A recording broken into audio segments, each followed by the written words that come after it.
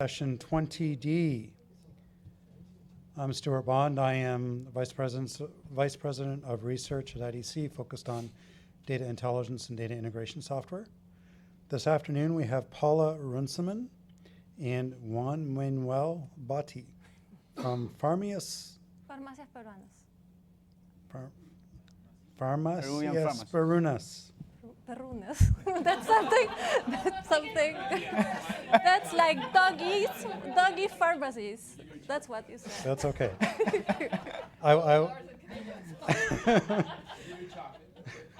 Where's the perdí la hueva? I was told I don't have to read through the bios. They will handle that themselves. It's not that they're in Spanish or anything, but please make sure your devices are silenced so that we don't have any interruptions. And if there are any questions in English or Spanish, I will need to bring the microphone around.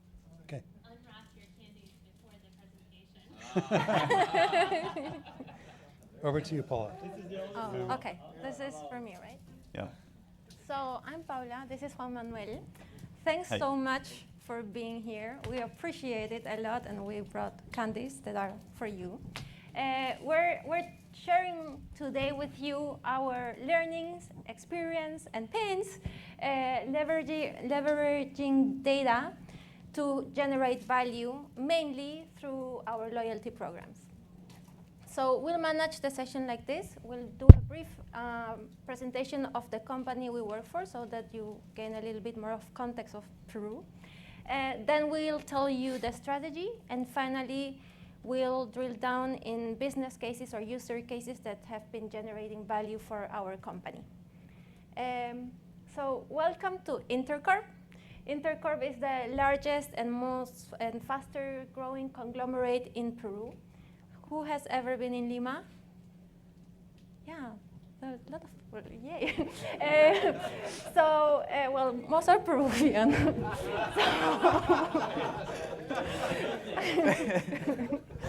So if you walk around Lima, you'll see a lot of these businesses, which is ours. We're very focused on the emerging middle class. We have been 20 years around. We have 35 companies, more than 100,000 employees, and we are already 4.2% of Peruvian GDP.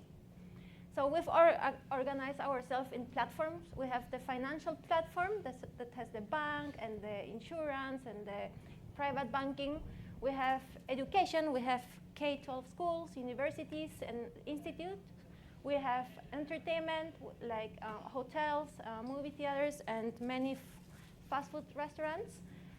We're the largest retail in Peru. We have the leading supermarket, the leading shopping centers, the leading home improvements. We have department stores. We have all kind of retail and formats. And we have healthcare. So we have clinics like Aviva, pharmaceutical distribution, Química Suiza, and we are part of Inca Pharma, Mi Pharma, which is Farmacias Peruanas, which overlaps with retail. This is our purpose, working to make Peru the best place to raise a family in Latin America, and we take it very seriously. And this is our chairman, founder, owner. That's Carlos Rodriguez Pastor. He's a genius and he's a visionary. So now about Farmacias Peruanas. Farmacias Peruanas is the union of the #1 and #2 pharmacy brands in Peru. We're all over Peru. We can confidently say that almost all Peruvian families have bought from us. We generate $2 billion revenue, a 13% EBITDA, and we have the purpose to protect the health and wellness of all Peruvian families. And this is us. Hey everyone, I'm Juan Manuel. I'm Argentinian. I moved to Peru 7 years ago, and currently I'm the data analytics manager at Farmacias Peruanas. And I'm delighted to be here with you guys to tell our experiences. So thank you. Yeah, and I'm Paula. I'm Peruvian, and I have the privilege to lead the direction of innovation and omnichannel, where we have different business units, like e-commerce, call center, B2B, and health services, and we have cross capabilities like data analytics, digital products, digital marketing, and design. So we want to share with you the challenge that we got from our CEO, Edmundo, some years ago, which was to build a digital relationship between our brands and our customers in order to become a love brand and always be in our customers' hearts and minds. That was the mission. And that's what one of the priorities in the strategic plan of Farmacias Peruanas some years ago. So with that mission, we wanted to share with you why it was so important to us. First, we had this long-hanging fruit. We had 2 strong loyalty programs, Inca Club and Monedero. And we had transactional data for years of over 11 million customers. But guess what? We were doing nothing with it. So we saw the opportunity of capturing and enriching first-party data, deepening the understanding of our customers, personalize the touch points of our brands, positively influence the behavior of our customers with personalized stimulus or incentives. And with that, we could confirm over time with data that customers that interact with us digitally with personalized interaction generated 20% more value than customers that didn't have those touch points. So we built the following strategy to accomplish that mission. First of all, we worked on data and segmentation. Juan developed a single customer view, and we did many projects to have a deeper understanding of our customers. We also worked on all the privacy regulation and contactability. Additionally, we worked on the technology pillar, and for us, the technology is an enabler for experiences, and also helped us to get a tech stack for all the digital personalized marketing based on data. And we developed digital products that enhanced experiences for our customers outside the store. We worked on marketing 2.0, which is what for us, the meaning is to orchestrate and personalize digital touch points with our customers with the goal to manage and improve that customer life cycle. So we get an experience that we call a wow experience. And adding to that, we also have omni-channel and personalized benefits created and designed to influencing our customers' behaviors so that they spend more with us. Okay, the funniest part for me. In order to materialize the strategy Paula told us about, we've built this data ecosystem. And probably you guys have the same ecosystem in your companies or in your organizations. But we bring this, or we brought this slide today because we are always reminding the C-level in every meeting that we have been doing these data products or data things according to this data strategy, according to this data ecosystem. So this is that nothing goes away, right? So on the left side, we have the data sources we have. We have data from our 2,300 stores, like Paula said.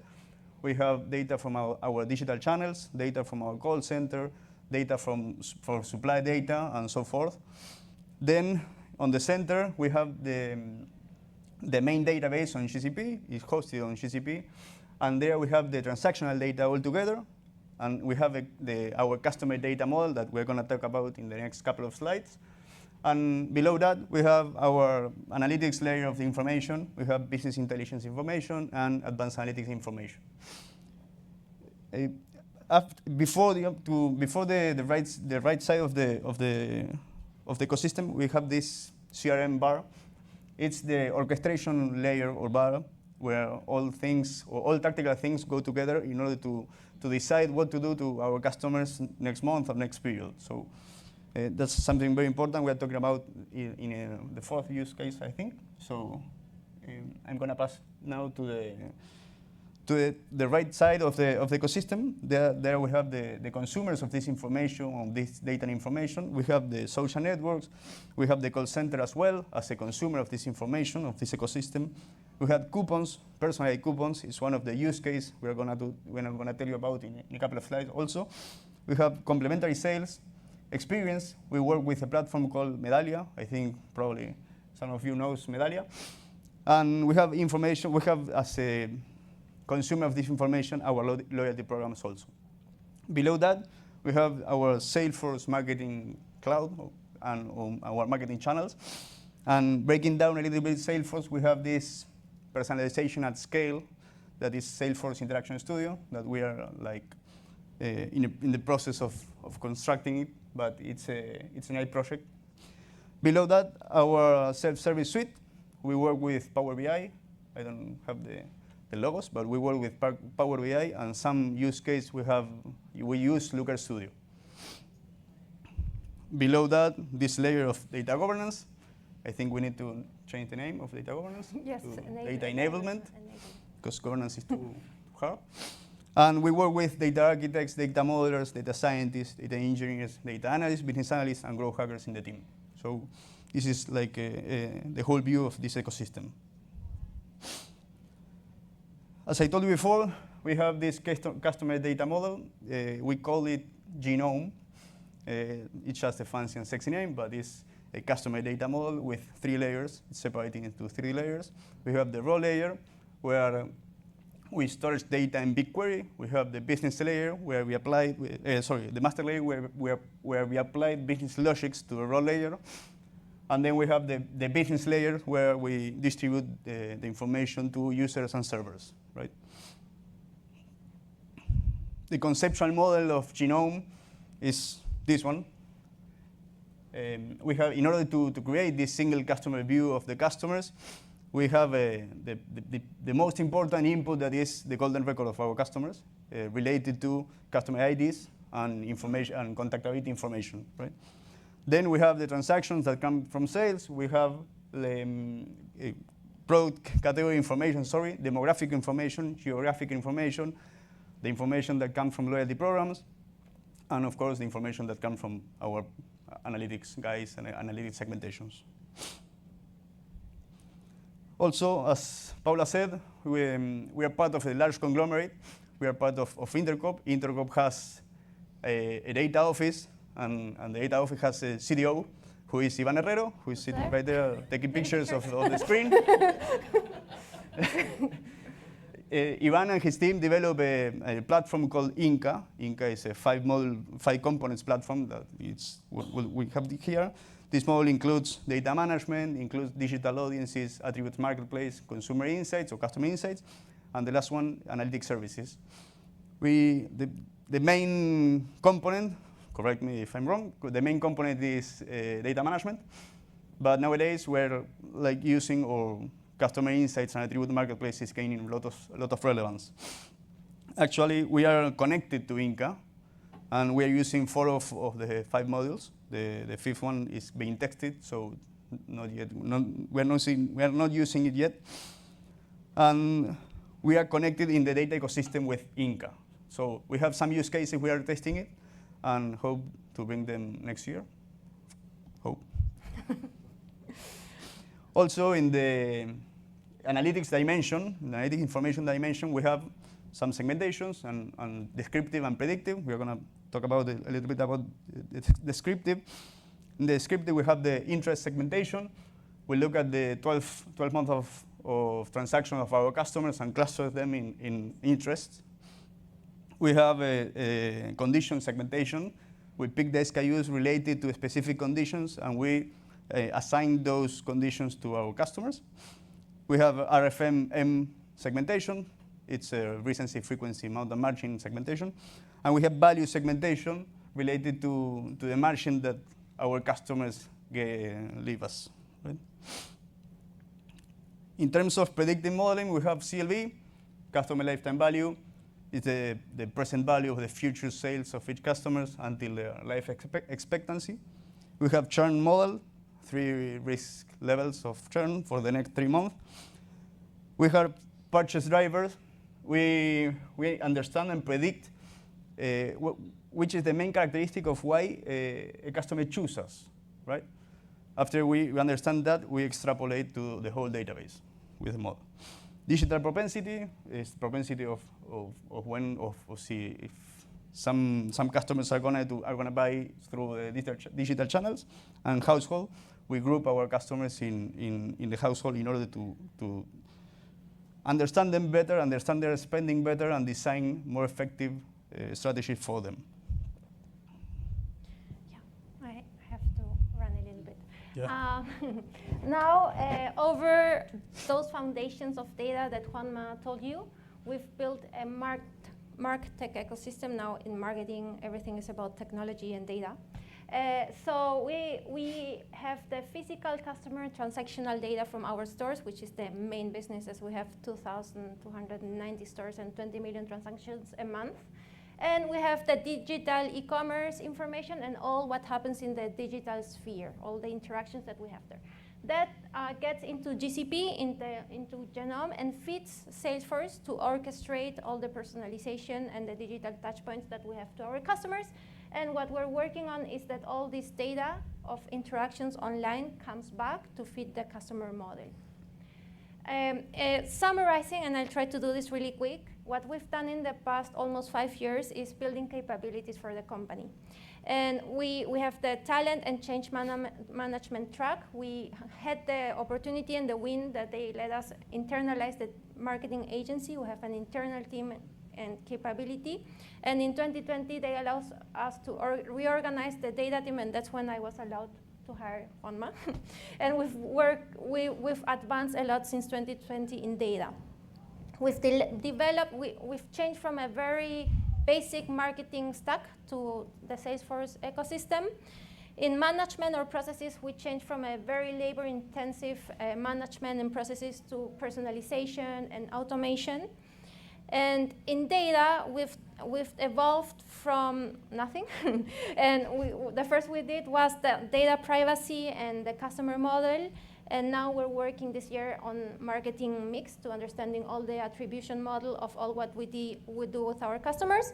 And in the understanding, at the beginning with Ivan, we worked on quantitative customer segmentation. Then we evolved to complement that with qualitative segmentation. We've done different models, and the challenge this year is understanding household, as many members of a family can buy from us, and adherence to understand also if our customers are buying from us all their treatment. We want 100% of their share of wallet. So before shifting to the cases, so the question you may have is, how did we do all this? How did we get the sponsorship? How did we get the funding? So everything that we do is based and aligned with the company strategy and with generating value. We are value obsessed, money obsessed. So we start always with a business case or with a user case. And with that, we get alignment. We start small, and then we scale. So now we'll step to the business cases or user cases that we already have in production and generating money and value or savings. The first one is, of course, personalized marketing. Now marketing is based on data. Every brand needs to keep relevant, and for keeping relevant, they need to personalize and understand their customers. So on top, we have this customer knowledge, which is a work of the data analytics team. And that brings to life objectives or goals by segments. So that's the new way of work we have now. Those goals, then we design with them campaigns, content, and promotions. We add a layer of personalization, and we orchestrate that in our own media, in our paid media, and in our channels, including the point of sale. And we can build journeys like this, in which we know a customer, we know what we want to do with that customer, and we give them different incentives, touch points, messages in different channels to finally make that person spend more or be more frequent with us. The second, it's very basic, but very direct to the vein. I don't know how to translate it. So it's about saving money and doing things better. It's marketing spending performance. The usual way to do AdWords in Google and search is just keyword match. You say, I want to show up when somebody searches for Head and Shoulders. But as we have customer data and transactional data, we can build better audiences. And we can give that information to Google so that the digital marketing we do is much more precise. That gives us a 52% higher conversion rate, and a 17% saving in customer acquisition. So if you scale that to all the investment that we do in digital marketing, which are a few millions, it's a lot of money. And the next one is retail media, which I love. I don't know if you've heard about it, but it's a new business, actually. Okay, it's a new business that globally this year will be $100 billion. So in Peru, this is new. We want to be the first and the best. And here it's the overlap of something that retailers have. In the case of Farmacias Peruanas, we have the data of the customers. We have first-party data. We have a lot of reach with all the media we have. And the suppliers' needs, suppliers, we mean Unilever, Procter & Gamble, all the pharmaceutical labs, because they need higher returns over their marketing campaigns. They need data about the customers to better perform in the marketing investments. So in that overlap, Pharma Media Connect is born. and we're now selling this and developing and running this new business unit in which we offer our suppliers that now are customers our digital assets as media spaces. So we are offering high-impact advertising, always based on data, on the targeting and audiences that we can generate with data. This year, this new business unit will generate a few million with a very high margin, and we hope this will scale really fast, really fast. I talk about the CRM. CRM is another use case for the data ecosystem. Besides the data strategy around CRM, we think that it's very important to pay attention of the way of working. I think the way of working with a CRM strategy is like we heard in a lot of sessions before, it's the main thing or the main challenge for us, right? So we have created a team, an interdisciplinary team, in order to orchestrate all the touch points to our customers, in order to deliver value or to create value for the company and for the customers. Continuing with CRM, after we define this new way of working, we define also customer objectives, right? So we define 5 customer objectives. The first one is the one when we need to improve experience for a group of customers where we need to improve experience, another group of customers where we need to increase frequency, another one increase tickets, another customers are loyal to us and we need to create a value proposition for them. And the last one is the reactivate. We have some customers that they stop buying from us, so we need to reactivate. So these are the 5 objectives that we work with in the CRM strategy. After we have the way of working, we have the customer objectives. Now we have the data. We cross the CLV for one side and the other side the RFM model, and we have these quadrants. And we see monthly if a customer increase or decrease their spending with us, right? So we have data and information with this. We have the way of working or the new way of working. We have the customer objectives. We have with business results. And with all this, we combine them together and we decide what to do, where to do it, and how to do it next month for each customer. Another use case is very special for me or for us, right? It's personalized coupons. It was the first use case that we implemented. And with this use case, the company allowed us to invest more in data analytics initiatives because of the result that it generates. We gather the data, the transactional data, the segmentations, the demographics, and the preference of our customers, and we assign almost 20 coupons per each customer every 15 days. And his or her see their coupons in the app or in their web, in the channel of his or her preference, and he can or she can redeem physically or digitally. In terms of results, this use case reduces churn and increases spending versus people who don't use coupons. Right? Yeah. And the last but not least use case is price elasticity. Sorry, Ed. As first step, we use the purchase driver. We see the driver which for each customer, which is price or when it's priced. We combine this with the elasticity that we calculate. We combine both of them in a matrix, and then it depends on the quadrant. We assign different discounts, different percentages of discounts for each customer. No, then we materialize this in coupons, and then we monitor the results. In terms of results, we increase conversion rate, we increase margin, and we budget optimization of 46% in a POC, right? The next big step is do it at scale. And finally, to have a couple of minutes to questions, what we've learned.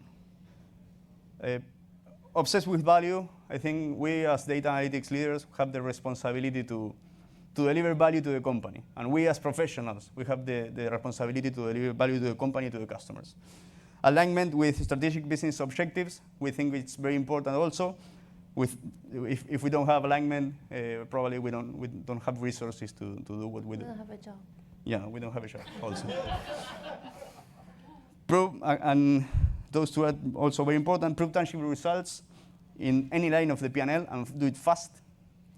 And the next one is about building capabilities, like Paula said, and it takes time. So you need to work in the short term, and you need to work in the long term, right?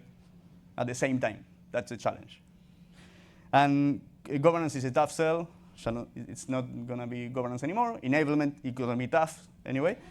And we need to sell it as a way to get the VAP right. And finally, the last one, I think it's a common denominator. It's no, right? No. Data is complex, but humans are more complex, right? So, thank you.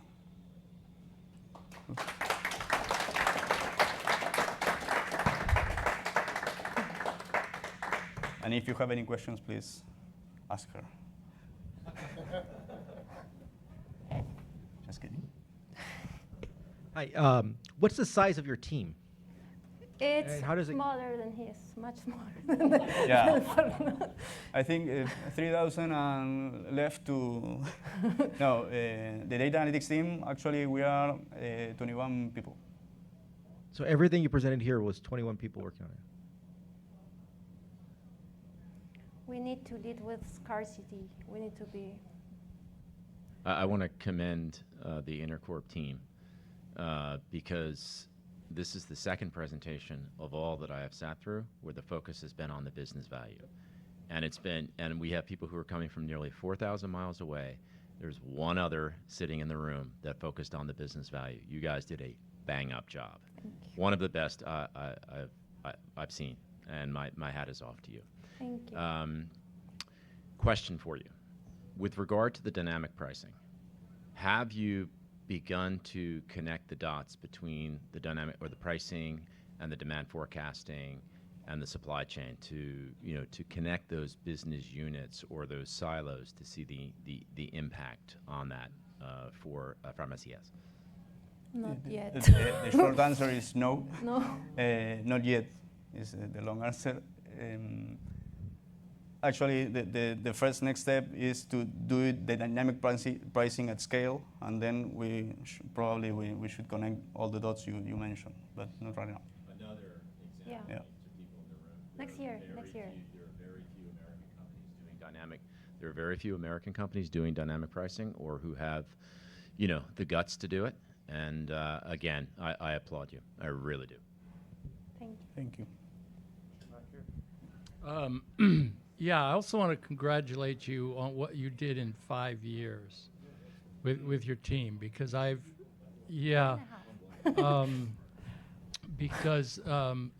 I've personally done the same kind of work and I've seen it at a number of places, and the level of maturity in terms of the things you're doing within a 5-year time frame is very impressive. Right, from that perspective. I did want to ask you kind of a specific question because I was looking for certain kind of data in all your diagrams. And I assume it there, but I want to confirm it. Are you capturing all interactions across all channels? So store, phone, internet, mobile, email, SMS, etc. Do you capture every one of those? It's a work in progress. Okay. Digitally, we have a lot of already tagged with Google Analytics, with feeds, Mm-hmm. our model. Also, Salesforce, all the interactions we do with Yeah. Salesforce are pretty well measured. We measure the coupons that we print in the store, but we don't measure enough yet what happens in the store. Yeah. So Okay. digitally, I think we've done a good enough job. There is still a Yeah. lot to be done, but the next step is to see how to measure the interactions in the store. Because there's a lot of value in understanding the Yeah. behavior across the channels. Yeah, So. yeah. Yes. All right, thank you very much, everyone. The next session starts in 14 minutes, so we will let you get on to that. All right. Thank you. Thank you.